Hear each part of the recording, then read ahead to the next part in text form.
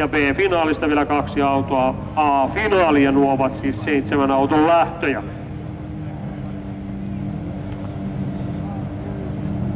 No niin, sieltä tullaan. Leppänen, Mäkinen, Mäkelä, Virtanen ja Ketonen 137, Erno Mäkelä. Pukkila moottoriurheilijat, Pukkitiim Pimerillä menee kärkipaikalle. 132 Santeri Mäkinen Visua ottaa kakkospaikan, kun valutellaan kohti hevosen kenkää.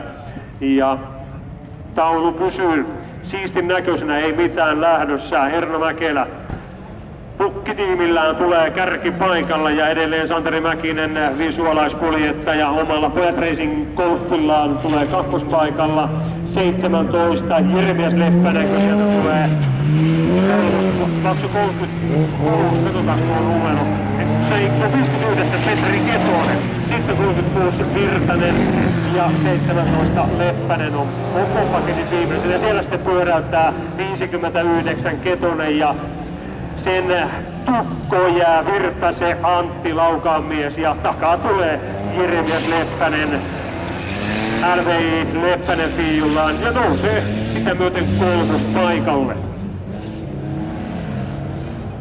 Virtasella siellä pikkusen ovikin repsottaa tuon pyöräytyksen jälkeen, kun tästä tulee 27 Erno Mäkelä. Pimmerillään menee Pukkitiim Pimmerin kärkipaikalla ja Santeri Mäkinen Visua Pojat Racing Golfillaan kakkospaikalla. Sitten Pippuun nousee kolmospaikalla oleva Jeremias Leppänen fiijullaan, LVI Leppänen siinä. Mutta ovat jo puolikierrossa tämä kolmikko johtavaa kaksikkoa perässä. Näin Erno Mäkelä Pukkila voittaa tämän lähdön, painelee ajokaaviossa eteenpäin välieriin ja saa kaveriksi tästä lähdöstä Santeri Mäkisen Pojat Racing Golfillaan. 3 keräilyä lähtöä vielä tätä yleistä ajamatta, sen jälkeen mennään välieriin, mutta lähtö 13 tai 13 keräilyä lähtö ja siihen tuleva